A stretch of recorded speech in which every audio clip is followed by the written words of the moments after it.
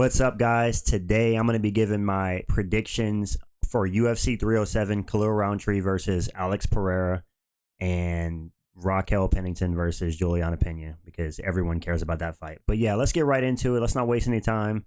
Starting off with Court McGee versus Tim Means. I call this fight the Battle of the Old Heads because that's exactly what it is.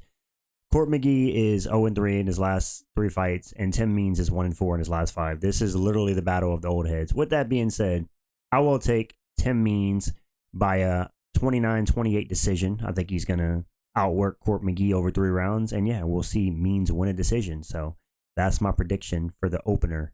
Moving on, Carla Esparza versus Tisha Pennington. Wow, she got married to Raquel Pennington. This fight is literally who cares, because Carla Esparza is retiring after this fight and Tisha's never going to touch the belt. So, I mean, I'm going to take Carla by a 29-28 decision, because there's 0 finishes in strawweight at this level. So, yeah, I'm going to take the Cookie Monster by a decision. Let's move on, because who cares? Ryan Spann versus OSP.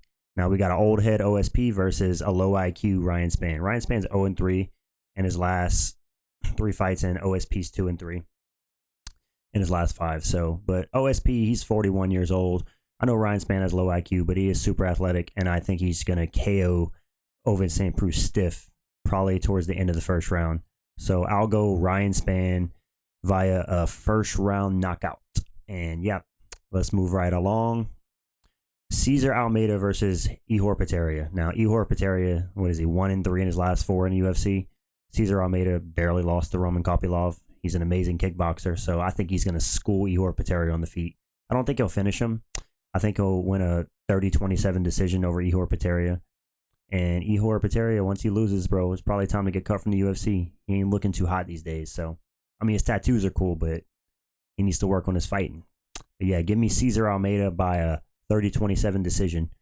Moving right along, Austin Hubbard versus Alexander Hernandez. Now, Austin Hubbard, typical journeyman. Can't even tell you anyone he's fought, because who cares? Alexander Hernandez is famous for talking smack to Donald Cerrone and then get schooled. He's 1-4 in his last 5. However, I will take Alexander Hernandez. Austin Hubbard's just super mid, but I wouldn't be surprised if Austin Hubbard won this fight. I mean, he is coming off a win, but Alexander Hernandez, he's jacked, and yeah, I think he's going to win this fight. But I don't really care, because neither of these guys are going to go anywhere. So, yeah, give me Alexander Hernandez via second round TKO, and yeah, that's who I'll take. Moving right along, Marina Rodriguez versus Lasmin Lucindo. Oh boy. Marina Rodriguez coming off a loss. Lasmin Lucindo coming off a win. I'm still going to take Marina Rodriguez. Not that I care. There's a lot of women's fights on this card. Jeez. There's going to be a lot of bathroom breaks. We know that. Marina Rodriguez, I'm going to take her. And yeah, I don't really have much else to say. Let's moving right along. Here we go. Here's a fight. Wonderboy Thompson versus Joaquin Buckley. Now, Joaquin Buckley, since he moved down to welterweight, he's looking good. He's looking fresh. He's feeling himself. Y'all seen that clip of him asking Darren Till to fight, and Darren Till's like, yeah, let's go. And then he walks away and he's like, I have no idea who that was. Joaquin Buckley, that was hilarious. Either way, Wonderboy coming off a loss to Shavkat Rakhmonov. He is 1-3 in his last 4. But don't get it twisted. Wonderboy might be 41 years old, but he's still one of the best strikers in the UFC. And Joaquin Buckley has decent wrestling, but I don't think he has good enough wrestling to just dominate Wonderboy on the ground. He is on a 4-fight win streak since moving down to welterweight. He did get KO'd at middleweight when he last fought Chris Curtis, but that's irrelevant. Hey, man, if Joaquin Buckley can beat Stephen Thompson, then you're going to see him crack into the rankings, which would be crazy. But I think old man Wonderboy, 41-year-old Wonderboy, who's hopping in the karate van, driving up to the event, he's going to school Joaquin Buckley on the feet to a 30-27 decision. I think even at 41, Joaquin Buckley is going to come in there super confident. I think he's going to blow his wad, trying to knock Wonderboy out, and he's going to be too cocky to. He's going to try to make a point to stand with Wonderboy, and I don't think Wonderboy will finish him, but I think he'll tune him up on the feet and win a 30-27 decision. So give me Stephen Thompson for this one. Moving on, Roman Dolidze versus Kevin Holland. Jesus, dude, Roman Dolidze's coming off a win over Anthony Smith, but good Lord, Roman Dolidze has horrible striking. Anthony Smith should be ashamed of himself for losing on the feet to Roman Dolidze. But Kevin Holland, even though he's low fight IQ, I still think he's going to school Roman Dolidze on the feet for all 3 rounds, and he'll win a comfortable 30-27 decision, maybe a 29-28, because, Kevin Holland sometimes looks like he's sleeping in the octagon. But, yeah, Roman Dolidze, he's just not good. Like, he has decent grappling, but he has horrible wrestling, so he's not getting the fight to the ground. He strikes like he's underwater. I don't care if you're coming off of a win over Anthony Smith, and Kevin Holland hasn't looked the best recently. Kevin Holland's still younger. He's faster. He's better on the feet. And I don't think Roman Dolidze is going to get Kevin Holland down. And even if he does, Kevin Holland can hold his own on the ground. He's got good jiu-jitsu, but I don't think that's going to matter because we're going to see Kevin Holland keep it on the feet and school Roman Dolidze for 3 rounds. And yeah, so give me Kevin Holland by 30-27 decision. Moving on, Ketlen Vieira versus Kayla Harrison. Now, we know Kayla Harrison's on the sauce. It's no secret. I mean, look at her. She looks like the American version of Cyborg. Good Lord, I think Kayla Harrison's going to just destroy and drill elbows through Ketlen Vieira's head, and then she's going to fight the winner of Pena versus Pennington. So there's not much to say about this fight. I think Kayla Harrison's heavily on the sauce, and she's going to destroy Ketlen Vieira. And yeah, give me Kayla Harrison by a first-round submission. Moving on, up the card, Jose Aldo versus Mario Batista.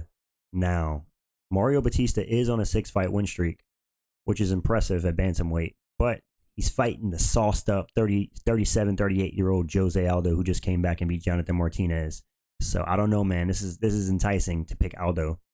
I think Aldo is going to come out there, and he's going to bust up Mario Batista for 2 rounds, and I think he's going to lose the 3rd round because Aldo tends to gas out in the later rounds. So give me Aldo by a 29-28 decision. I think he's going to school Mario Batista in the 1st round. He's going to slow down a little bit, but still win the 2nd round. And I think Mario Batista will come on in the 3rd round, but it won't be enough. And we're going to see Aldo win, outstriking Mario Batista by a 29-28 decision. Mario Batista is definitely not taking down Jose Aldo. He has some of the best takedown defense in UFC history. So he's going to be stuck on the feet with Jose Aldo. And I think Jose Aldo is not Ricky Simone, who just was beat by Mario Batista. He's Jose Aldo. Even at 37, Jose Aldo is special. There's just something about him. I think he's going to bust up Mario Batista's leg with leg kicks. Not too many because he doesn't throw as many as he used to. I think he's going to outstrike him comfortably in the first 2 rounds. And then in the last round, Aldo will get a little tired. 29-28 decision by Jose Aldo is my prediction. Moving on to the co-main event. Raquel Pennington versus Juliana Pena. Now, we all know that this belt is just a placeholder for Kayla Harrison. If she can make weight, of course. Dude, literally, Raquel Pennington might be the most boring and non-cared about champion in history. And Juliana Pena sucks. I mean, look at her last fight with Amanda Nunes before Amanda retired and beat Juliana Pena in the rematch. That was genuinely one of the worst showcases of striking by Juliana Pena or any fighter in history I've ever seen. It literally looked like she was fighting underwater. I don't know what else to say. Raquel Pennington, I mean, Rocky, but dude, women's bantamweight is so dead. Like, outside of Kayla Harrison, who cares? And if Kayla Harrison wins, please, Amanda Nunes, come back so we can have a super fight, because the women's bantamweight division is a joke at this point. But speaking on the fight, I guess I'll take Raquel Pennington by a 49-46 decision, winning 4-1 rounds. Juliana Pena is inactive. She's not good on the feet.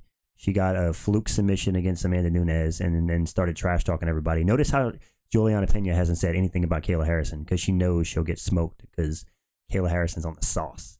So yeah, give me Raquel Pennington by a 49-46 decision, but who really cares? Kayla Harrison's going to smoke them both. Let's get on to the main event. Khalil Roundtree Jr. versus Alex Pereira. Now, Khalil Roundtree might be on one of the most unimpressive 5-fight win streaks in the UFC right now. I mean, his best win in that streak has been up against Anthony Smith. Like, dude, Anthony Smith is absolutely cooked. On paper, he might be the best fighter in UFC history, but, dude, when it comes to just beating Anthony Smith on short notice when you're about to drop that Thor hammer on him, just not impressive, dude. Yeah, we know Khalil's been training in Thailand for the last 7 years on his Muay Thai, but, bro, is it really going to matter? Alex Pereira's left hook Larry, you already know. Alex Pereira's going to march forward. He's going to leg kick Khalil Roundtree, and then Khalil's not going to shoot a takedown because he's never shot in a takedown in his UFC career. And he's going to be stuck on the feet with one of the best strikers ever in the UFC and ever in kickboxing. And I think Alex Pereira is going to KO Khalil Roundtree probably early 2nd round. I think we're going to see a 1st round where people are like, oh, Khalil's holding his own in the striking. He's doing all right. And then in the second round, Alex Pereira is going to catch him on the chin with the left hook and finish him on the ground. And yeah, I think he's going to remain the champion. Khalil Roundtree doesn't deserve the title shot. Obviously, it should have went to Magomed Ankalaev, but Magomed Ankalaev is boring by the UFC standards because he had that draw at Jan Blachowicz. I mean, historically speaking, Magomed Ankalaev gets knockouts. Like he finishes in his fights. He is exciting, but whenever he has a stinker, it's a stinker. So it's like they don't want to see him wrestle hump Alex Pereira for 5 rounds. So let's just give the title shot to Khalil, who's like number 7 or 8 in the division. But yeah, I think Alex Pereira is going to easily win this fight, and I think if I read correctly, he's going to have the new record for the fastest time to get 3 title defenses, beating Ronda Rousey, which is super impressive. But yeah, I think Alex Pereira by early second round KO, left hook, and I think he's going to bust up Khalil's legs on the feet, leg kicks all day. That's what he does, and I think you're going to see Khalil flustered on the feet, and yeah, we're going to see Pereira win. So yeah, that's my predictions for this card this weekend. I'm not overly excited for this card, but I'm not underly excited. I'm kind of just like excited that we get a UFC pay-per-view, but it's not the best. It's not the worst. It's like a 6 out of 10, maybe a 5.5 out of 10. But yeah, these are my full predictions for the card. Let me know what you think down in the comments. Let me know if you agree or disagree. And yeah, I'll see you guys in the next one. Thank you.